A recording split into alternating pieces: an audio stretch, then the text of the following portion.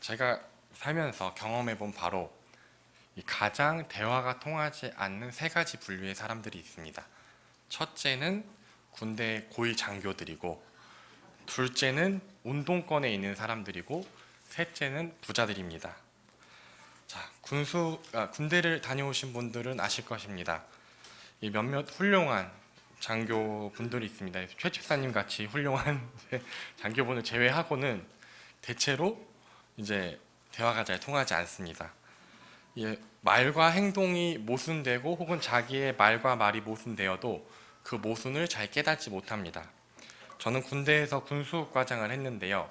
군수과장이 하는 일은 주로 식량, 물자, 무기, 탄약, 그리고 중요한 것 중에 하나가 차량입니다. 가장 말도 많고 탈도 많죠.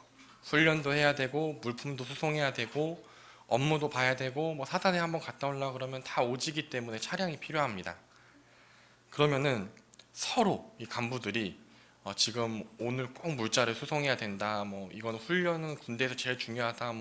자기 업무 이거는 사단에 당장 갖다 줘야 된다 그러면서 서로 이 차량을 가져가려고 합니다.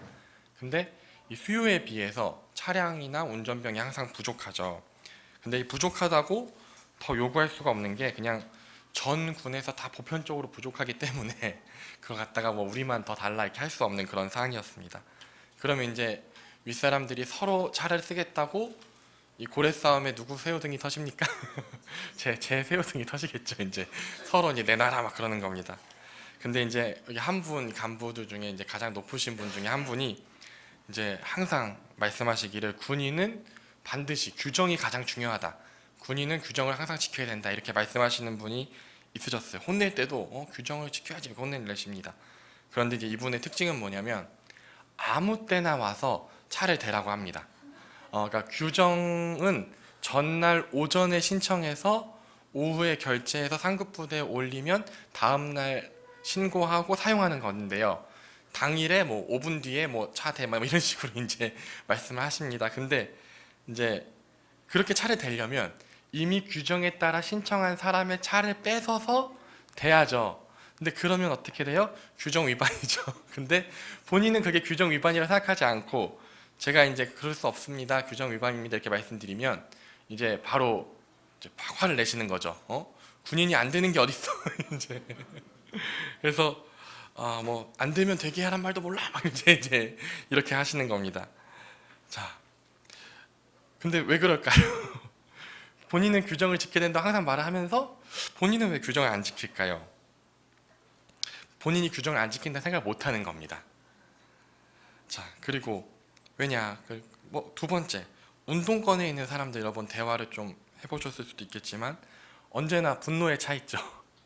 언제나 어떤 경우에나 차별이고 상처고 음모고 막 언론의 농간이고 정치인들의 보고 막 화가 나 있어요. 언제나.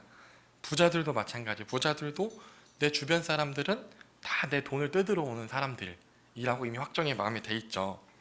근데 이런 세 분류의 사람들의 공통점은 바로 자기들이 정말로 의인인 겁니다. 그 누구도 자신의 잘못을 지적하거나 혹은 자신이 잘못된 것이 있는지 되돌아볼 기회를 가질 수가 없어요. 예를 들어서 고위장교로 오래 있으면 아랫사람이 그 부분은 잘못된 것입니다 라고 보고를 올릴 수가 없어요. 왜냐? 그거 안 되는 거거든요. 분위기상 무조건 예만 해야죠. 근데 그런 위치에 오래 있으면 자신을 되돌아볼 수가 없죠. 운동권도 마찬가지예요. 운동권도 자신의 이데올로기로 철저히 무장되고 그 주변에 있는 모든 것들이 다 비판의 대상이에요. 정부, 나라, 남자도 그렇고 어떤 모든 것이 다 비판의 대상이고 그 비판하는 거에 있어서 그 운동권 그룹에서는 그 비판하는 거를 옹호해 줍니다. 같이 비판해 줘요. 그 비판하는 사람을 막 높여줘요. 맞아, 그거 잘못된 거야. 그것도 잘못된 거야. 근데 주변에 다 잘못되고 너도 잘못되고 너 잘못되고 그러면은 누가 의인이에요? 본인은 의인이죠. 그러니까 본인은 의인인 겁니다. 부자들도 마찬가지예요. 강남에 빌딩이 몇 채 있으면요, 주변에 친구, 선후배, 목회자들도 마찬가지입니다. 다 아첨을 하죠. 다 왜냐? 돈이 있으니까 콩고물을 얻어야 되잖아요. 그러면 주변에서 옳은 말을 하거나 부담스러운 말을 하거나 하는 사람들은 다 관계가 끊어져요. 그리고 왜냐하면 그 주변에 아첨하는 사람들이 그 관계가 유지되길 바라지 않아요.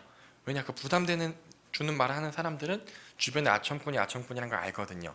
그러면 그 부담스러운 말을 해주는 사람도 다 관계가 끊어지면 주변에 아첨꾼과 거짓 선지자만 남고, 주변에서 다 당신이 옳습니다 이런 사람 남으니까 당신은 옳은 의인이 되는 거죠. 그러니까 이 세 부류의 사람들하고는 대화해보니 참 말이 통하지 않더라. 이제 상식이 잘 통하지 않더라. 그렇습니다. 오늘 본문을 보시겠습니다. 누가복음 19장 1절인데요. 삭개오라는 사람이 있었는데 세리장이라면서 동시에 부자입니다. 세리는 당시 로마 식민지 상태에서 각 지역의 세금을 걷어서 로마에 바치는 그런 사람들이었습니다. 세리를 뽑는 방법은 경매를 통해서 뽑았는데요.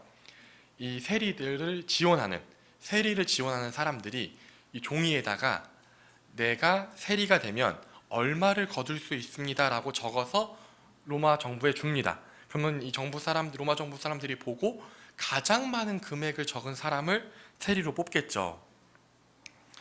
세금을 어떻게 하면 가장 많이 거둘 수 있을까요? 그 지역의 가정 형편을 속속들이 잘 알고 있으면 됩니다. 그 이웃들이 숟가락 젓가락이 몇 개인지까지 다 알고 있으면 최대로 얼마를 뺏을 수 있나 거둘 수 있나 알 수 있겠죠. 그런데 이게 그럼 완전 내부에서 배신이 일어난 거죠. 그런데 이 사람이 세리가 로마에게 얼마를 거두겠습니다 라고 얘기를 했어요. 그러면 이스라엘 백성들한테 야 얼마씩 줘, 그러면 이스라엘 백성들이 줄까요? 안 주죠. 그럼 어떻게 해야 되죠?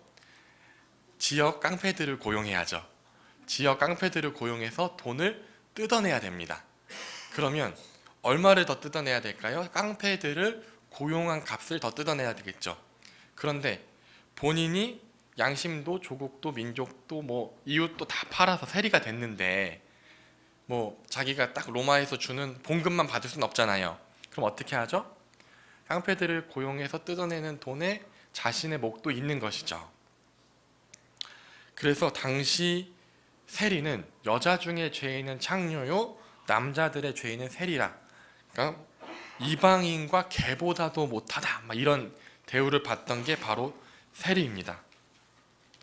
우리나라가 이제 일제강점기 때 친일파들보다 뭐 더했다 이렇게 봐도 되고요.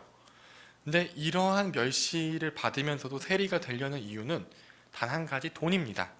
돈이 많으면 자신이 행복할 거라는 믿음을 가지고 세리가 되어서 동족들을 압제하고 갈취한 것입니다. 그 중에서도 세리장인 삭개오는 큰 부자였습니다. 이 세리 중에서도 세리장이 될 정도면 얼마나 이 갈취를 잘했을까요? 로마 군인들에게도 인정받았을 것입니다. 그런데 이러한 세리장인 삭개오의 마음 가운데 공허함이 있었습니다. 죄책감과 두려움이 있었습니다. 그러나 돌이키기에 너무 멀리 왔습니다. 자신이 쌓아둔 재산이 자신의 영혼의 구원이 되지 않는다는 걸 알고 있었지만 더 이상 속죄할 방법이 없었습니다. 그 당시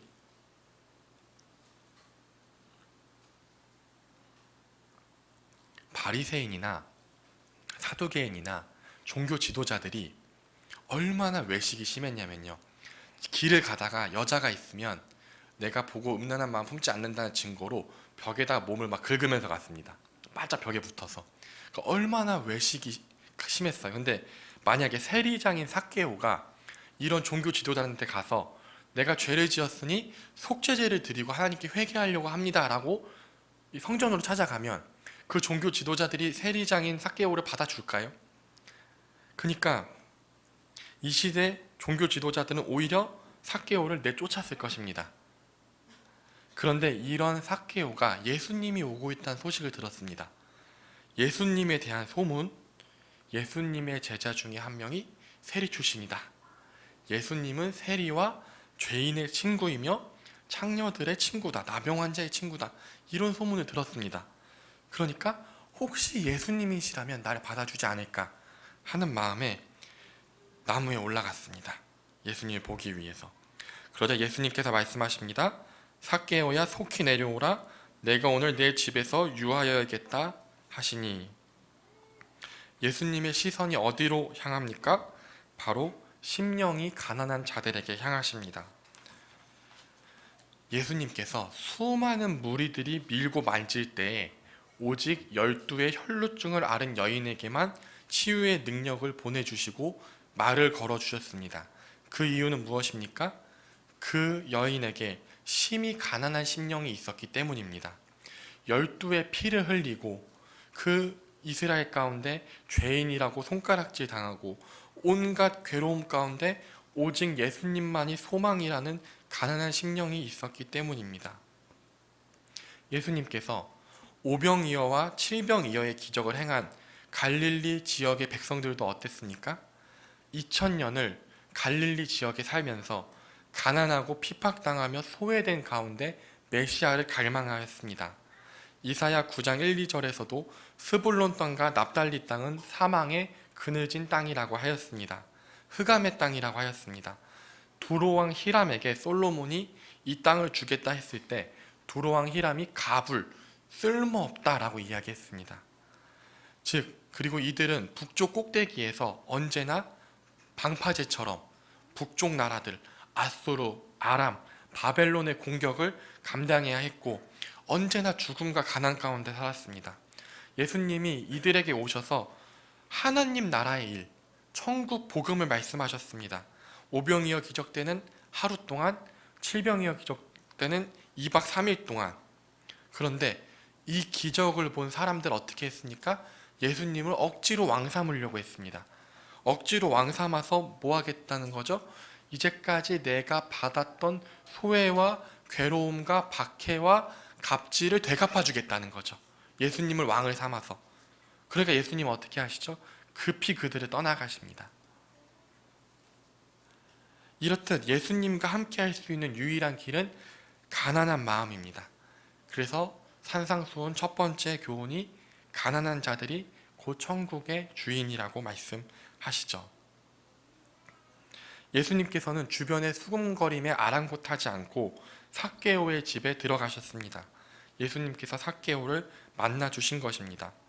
예수님께서 그 집에 들어가시자 삭개오가 이렇게 고백합니다. 내 소유의 절반을 가난한 자들에게 주겠사오며 만일 누구의 것을 속여 빼앗은 일이 있으면 내 갑절이나 갚겠나이다. 삭개오는 지금 자신의 재산의 절반은 가난한 사람에게 주고 나머지는 자기가 수탈한 것이 있다면 4배를 갚겠다고 합니다. 자, 그러면 반을 나누고 4배를 갚으면 남은 삭개오의 재산은 없겠죠. 네. 애초에 부자가 된 것이 깡패들을 동원해서 정해진 세금보다 더 많이 걷었기 때문에 그런 것입니다. 삭개오는 왜 4배를 갚겠다고 했을까요? 우리가 레위기 6장을 보면 속건제에 대한 규례가 있습니다. 훔친 것이나 착취한 것이나 그런 것이 있다면 본래 물건의 5분의 1을 더하여 돌려보내라고 합니다. 이렇듯 하나님의 법은 죄를 회개할 때 단순히 마음으로 회개하는 것이 아니고 피해를 받은 대상이 있으면 그 피해자에게 배상을 해야 되는 것입니다. 그리고 나서 하나님께 용서를 구하고 회개를 하는 것입니다. 그런데 착취한 것이 있으면 5분의 1을 더해서 즉 125%를 갚으라고 했는데 여기 삭개오는 400%를 갚겠다고 합니다. 이는 출애굽기 22장 1절에 근거를 두고 있습니다. 사람이 소나 양을 도둑질하여 잡거나 팔면 그는 소 한 마리에 소 5마리로 갚고 양 한 마리에 양 4마리로 갚을지니라. 소나 양을 도둑질한 경우에는 소의 경우 5배, 양의 경우 4배를 갚으라고 합니다. 소나 양은 그 당시에 생산 기반을 의미합니다. 즉, 이제까지 삭개오는 자신이 자행해온 무자비한 착취가 그들의 생산 기반, 종자와 이런 양과 소마저도 빼앗은 악한 탈취였다고 고백하고 자신이 율법을 어긴 것에 대해서 응당, 당사자들에게 그 배상을 하겠다라고 이야기하는 것입니다. 율법을 어기고 살아갔던 것에 대해서 율법을 지킴으로써 회개한다는 것입니다. 회개란 무엇입니까? 행위를 돌이키는 것입니다. 하나님께 제사를 드리거나 마음으로만 잘못했습니다라고 끝나는 것이 아니라 손해를 갚아주는 것이고 반복되는 죄를 끊어내는 것입니다.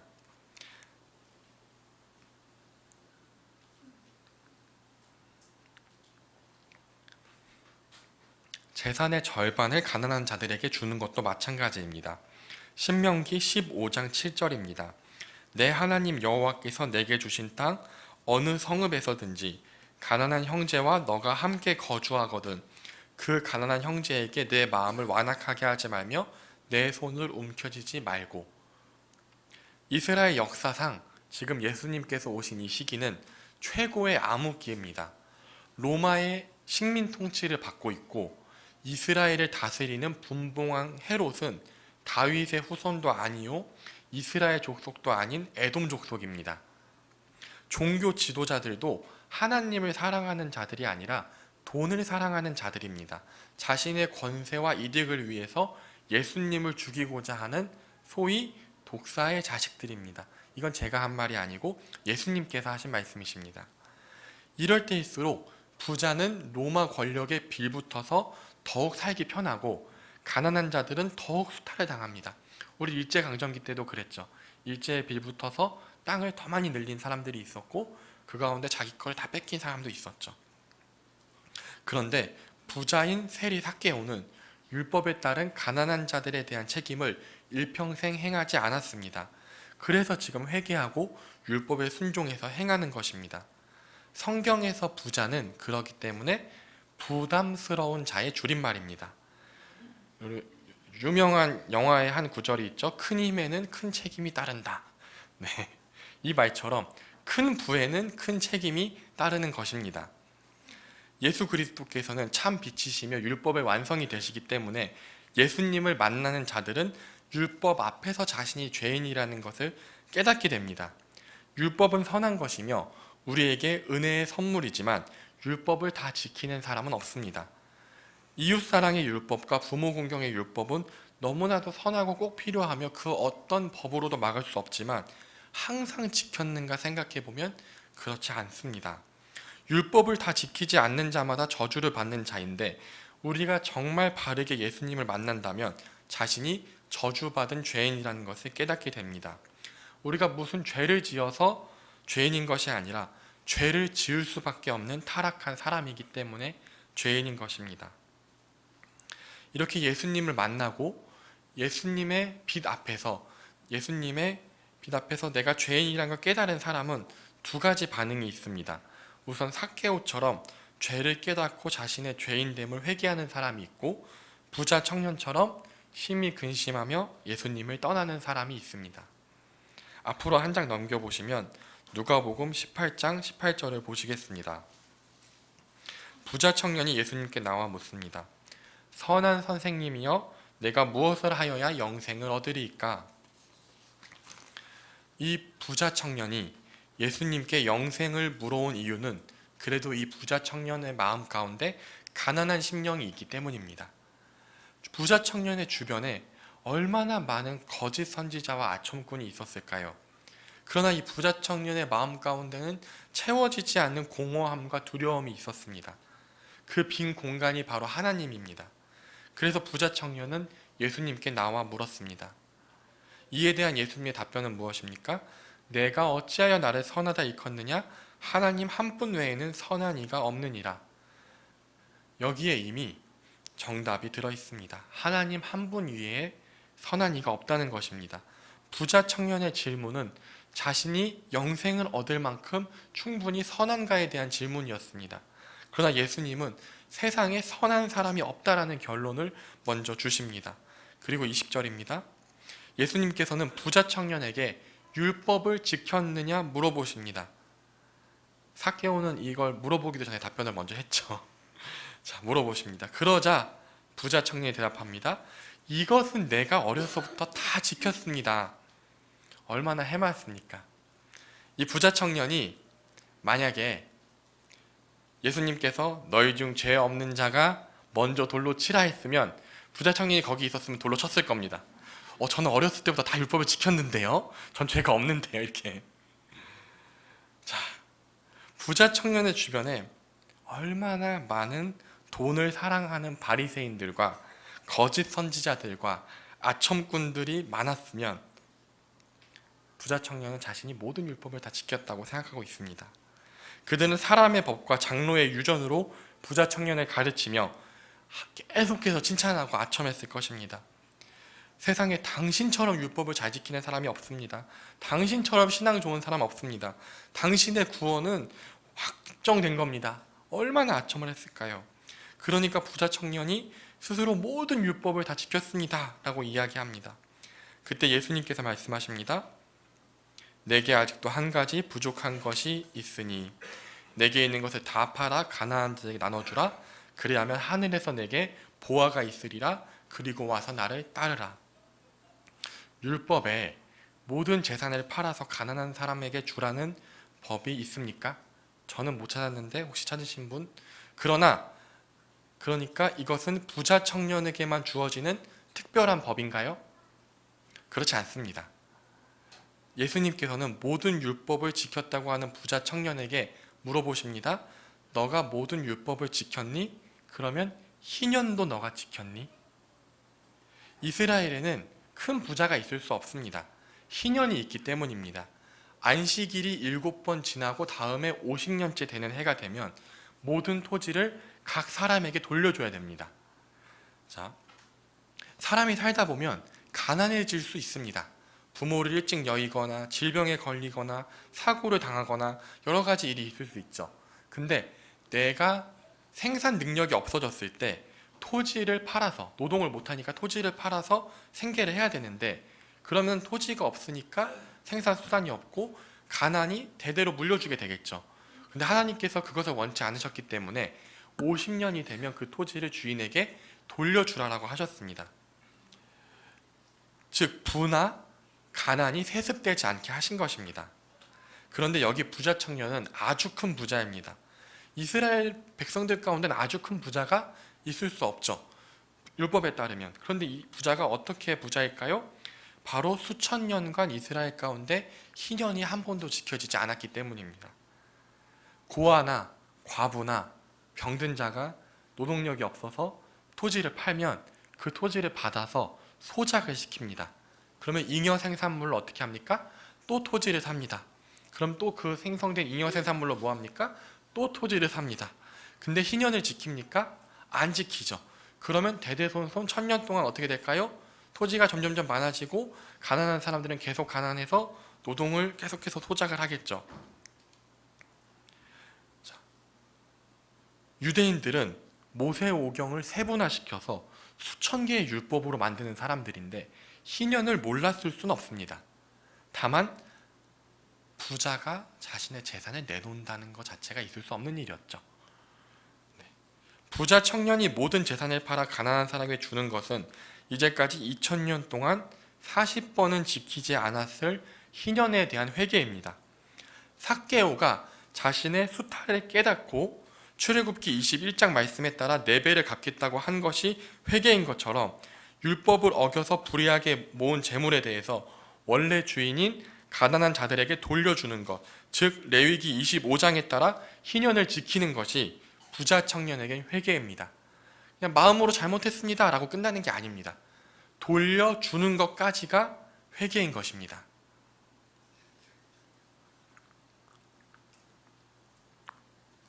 이것은 삭개오나 부자 청년에게 해당되는 문제가 아닙니다.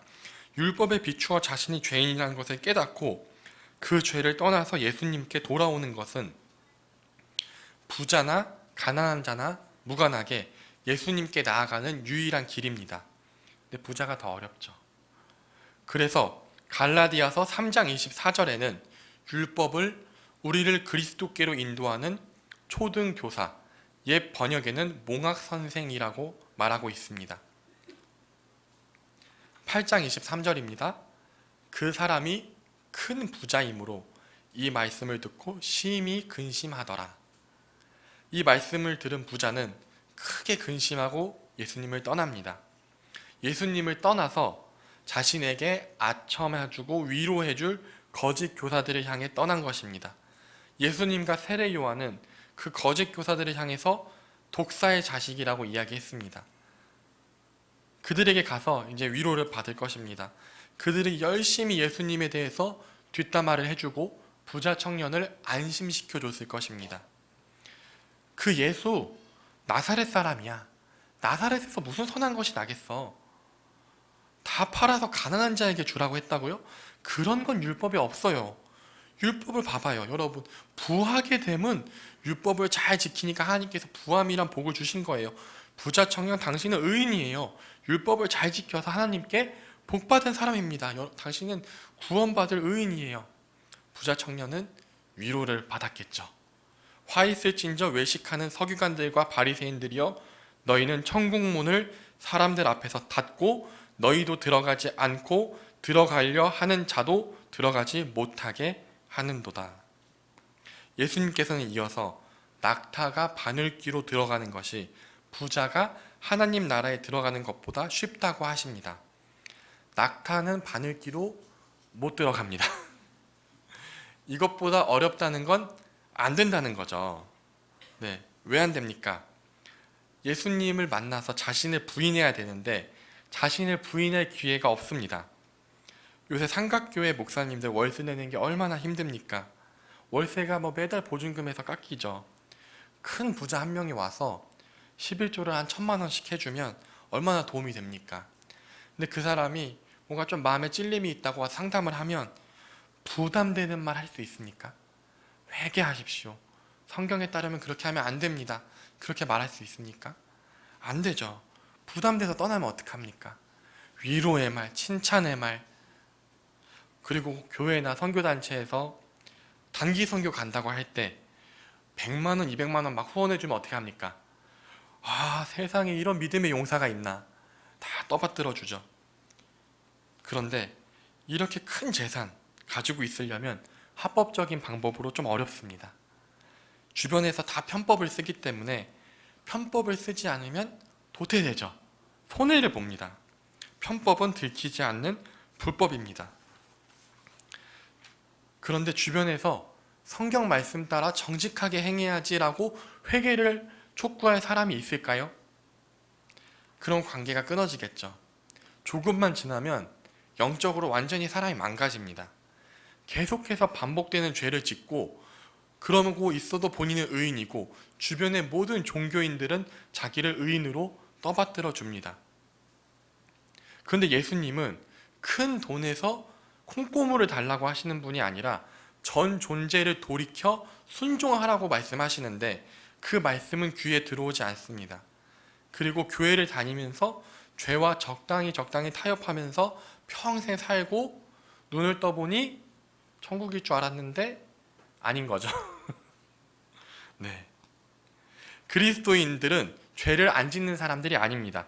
때로는 죄의 유혹에 걸려 넘어지더라도 마음을 찢으며 회개하고 결국은 돌이켜 죄를 떠나서 날마다 예수님이 원하시는 모습으로 성장해 나가는 사람들이, 하나님의 형상을 닮아가는 사람들이 그리스도인입니다. 그런데 적당히 죄 지으면서 교회는 다니고 11조 하고 죄책감 없이 그저 같은 죄를 계속해서 반복하고 있다면 그거는 그리스도인이 아닙니다. 수요 예배 때 한번 이야기를 했는데요. 제가 ROTC에 있을 때 동기가 한 명 있었습니다. 그 동기가 목회자 자녀예요. 집안이 목회자 집안이에요. 삼촌들이나 다 목회자 집안이에요. 그리고 그 친구는 당연히 모태신앙이죠. 그런데 이 친구의 핸드폰에는 여자들 번호가 한 4,500개가 있는데요. 다 클럽에서 딴 거예요. 근데 클럽에서 땄는데 이름으로 저장해 놓으면 잘 못 외우니까 몇 월 며칠 홍대 단발머리 몇 살 누구 특징으로 해놔요. 그 목적이 뭐예요? 음란한 행위를 하는 것이 목적이죠. 음란한 행위를 하는 것이 목적이고 실제로 엄청나게 많이 하고 그것을 또 매우 자랑스럽게 자랑하고 다녀요. 근데 본인은 모태신앙이고 구원받은 그리스도인이래요. 그래서 제가 가서 말해줬죠. 너는 그리스도인이 아니야. 예수님께서 말씀하시길 사람은 그 열매로 안다고 했는데 만약 너 안에 성령님께서 계신다면, 너가 정말 그리스도인이라면 죄를 미워하고 거룩을 사랑할 건데 너는 죄를 지어도 두려움이 없고 회개가 없는 것 보니 너는 그리스도인이 아니야. 지금이라도 회개하고 예수님께 돌이켜 라고 했을 때 이 친구의 마음 가운데 두려움이 임했습니다. 정말 감사한 일이죠. 삼촌에게 바로 전화를 하더군요. 삼촌, 이 친구가 나한테 이렇게 얘기했어. 이게 사실이야? 나 구원 못 받은 거야? 삼촌이 어떻게 대답해 줬을까요? 아니야, 너 예수님이 하나님인 거 믿지? 예수님이 유일한 구원의 길인 거 믿지? 구원은 믿음으로 받는 거야. 그 친구는 이단인가 보다. 야, 행위 구원 얘기하는 거 보니까. 그 목사인 삼촌이 조카의 영혼을 지옥으로 인도했습니다.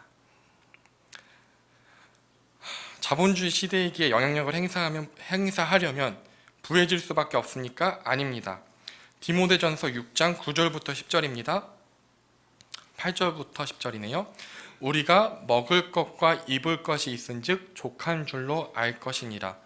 부하려 하는 자는 시험과 올무와 여러 가지 어리석고 해로운 욕심에 떨어지나니 곧 사람으로 파멸과 멸망에 빠지게 하는 것이라.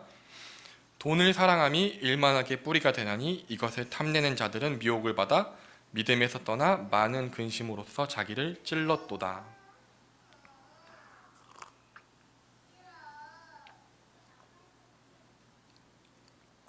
돈을 사랑하는 것이 일만하게 뿌리이며 부하려고 하는 것은 시험과 올무와 여러 가지 해로운 욕심에 떨어집니다. 부하려고 하지 말고 먹을 것과 입을 것이 있으면 족한 줄로 알라고 하는 것은 성경의 명령입니다. 우리가 명령 앞에 우리의 태도는 순종뿐이죠. 돈에 대한 돈이 있으면요, 돈이 많으면 자신이 언제나 가난해지고 있다고 생각해요. 정말 힘들어요. 내가 예를 들어서 한 500억, 600억 있는 사람들은 물가는 점점 오르고 내가 가지고 있는 돈이 그대로 있으면 자기는 나날이 가난해지고 있다 생각해요. 그러니까 어떻게 해요? 돈을 계속 불려야 돼요. 근데 그게 돈을 사랑하고 돈을 추구하는 게 뭐죠? 일만하게 뿌리죠. 그러니까 거기서 사기를 당하고 거기서 괴로움을 당하는 거죠. 돈에 대한 우리의 바른 태도는 잠언에 잘 나와 있습니다. 잠언 30장 8절 9절입니다.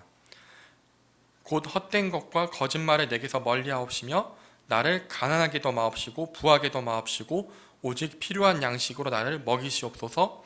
혹 내가 배불러서 하나님을 모른다 여호와가 누굴까 하오며 혹 내가 가난하여 도둑질하고 내 하나님의 이름을 욕되게 할까 두려워함이니이다. 배불러서 하나님을 잊거나 배고파서 하나님의 영광에 먹칠하지 않게 해달라. 즉 일용할 양식을 주시길 간구하는 것, 이것이 그리스도인이 가져야 할 부에 대한 태도입니다. 하나님께서 내게 맡겨주신 지극히 작은 일에 죽게 하듯 충성하면서 그것으로 나와 내 가족이 먹고 입으면 족한 겁니다. 감사하고 기뻐하면 되는 것입니다. 우리가 굳이 부하려 하지 않아도 되는 이유는 무엇입니까? 세리이며 부자인 삭개오가 자신의 삶도 위신도 양심도 조국도 이웃도 자신의 부를 위해 팔아버린 삭개오가 그 부를 버리고 율법을 행할 수 있던 힘은 무엇입니까? 예수님입니다.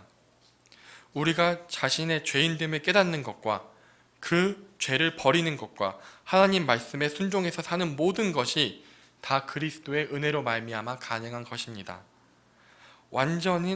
완전하신 생명의 근원이신 예수님께서 우리 안에 계시기에 우리는 부자와 삭개오가 가지고 있던 공허의 빈 구멍이 없습니다.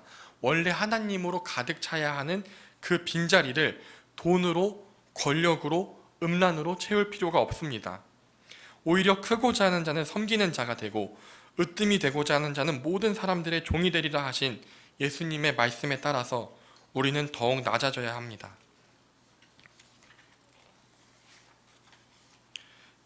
예수님께서는 제자들의 발을 씻으시며 십자가에 달려 죽으셨고 부활하시고 사망의 땅 갈릴리를 향하셨습니다.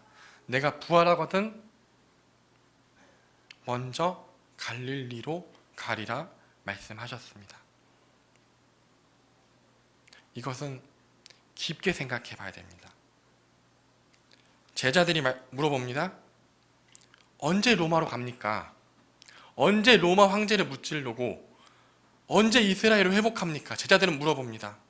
그날이 이때입니까? 그러나 예수님께서 말씀하십니다. 갈릴리로 먼저 가노라. 예수님은 번영의 제국에 계시지 않았습니다. 예수님 로마에 계시지 않습니다. 예수님은 사망의 음침한 흑암에 그늘진 갈릴리에 계십니다. 그리고 말씀하십니다. 나를 따라오라. 우리는 모두 부활하신 예수님을 따라 로마가 아닌 갈릴리로 향하는 삶을 살아야 합니다. 관련 구절 보시겠습니다. 골로새서 3장 5절입니다.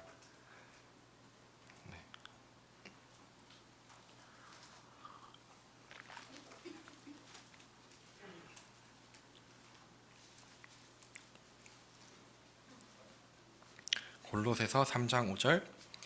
그러므로 땅에 있는 지체를 죽이라. 곧 음란과 부정과 사욕과 악한 정욕과 탐심이니 탐심은 우상 숭배니라. 탐심은 우상 숭배입니다. 이스라엘 백성들이 왜 바알을 섬기고 몰렉을 섬겼습니까? 그것이 번영과 부를 가져다 줄 것이라고 믿었기 때문입니다. 우리가 하나님을 섬길 때 우리의 번영과 우리의 부를 위해서 세상적인 무엇을 얻어내기 위해서 하나님을 섬기는 것이라면 우상 숭배입니다. 우리는 하나님께 무엇을 얻어내기 위해 섬기는 것이 아닙니다.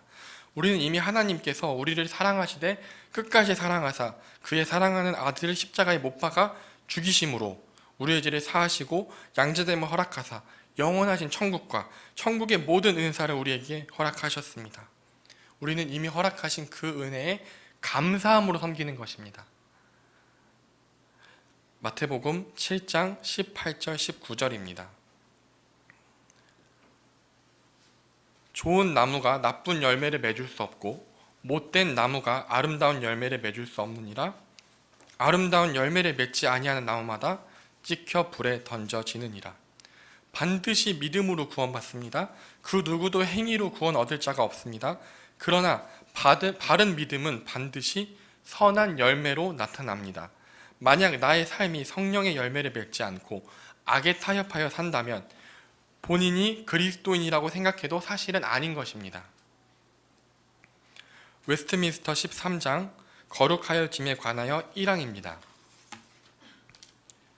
효력 있게 부르심을 받고 거듭난 자들은 그들 속에 새 마음과 새 영이 창조되었기 때문에 그리스도의 죽으심과 부활의 덕을 통해 그리고 그들 속에 거하는 그의 말씀과 성령에 의해 실제적으로 거룩하여진다. 몸 전체에 대한 죄의 통치가 파괴되고 그 정욕들은 점점 약해지고 억제되며 그들은 모든 구원적 은혜들 안에서 점점 살아나고 강해져서 그것 없이는 아무도 주를 보지 못할 참된 거룩을 실천하게 된다. 참되게 거듭난 자들은 얼마 동안에는 남은 부패성이 우세할 수도 있지만 반드시 성령님께서 이기시며 죄를 미워하게 되며 거룩을 사랑하게 됩니다. 즉 하나님의 자녀가 되었으므로 하나님을 닮아가는 것입니다. 그리스도 안에서 어린아이 같은 자라고 스스로 위로할 수 없습니다. 어린아이가 얼마나 빨리 자라나는지 우리 교회에서는 쉽게 알 수 있습니다.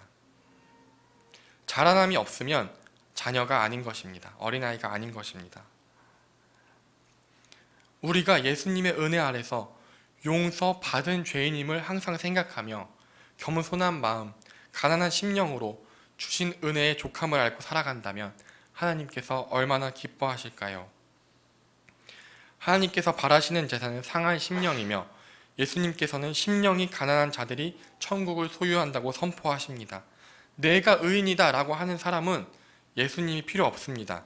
예수님께서 함께 계실 수도 없습니다. 천국도 없습니다. 우리는 일만하게 뿌리가 되는 부하려 하는 그 욕심을 버립시다. 하나님께서 힘과 능력이 없으시고 돈이 없으신 분이 아닙니다. 사용할 깨끗하고 거룩한 그릇을 찾으시는데 거룩하고 경건한 사람이 없는 것이지 돈이 없는 것이 아닙니다. 사도 바울이 부자여서 13권의 신약 성경을 쓴 것이 아닙니다. 마더 테레사가 부자여서 그 수많은 사람을 살린 것이 아닙니다. 마틴 루터킹 목사가 부자여서 흑인 인권 운동을 한 것이 아닙니다. 손양원 목사님이 부자여서 순교하신 것이 아닙니다. 영향력의 행사는 부함에 있지 않습니다. 그들의 마음속에 예수 그리스도께서 주신 사람을 살리고자 하는 선한 마음이 있었던 것입니다. 갈릴리로 향하신 예수님의 그 마음이 그들 가운데 있었던 것입니다.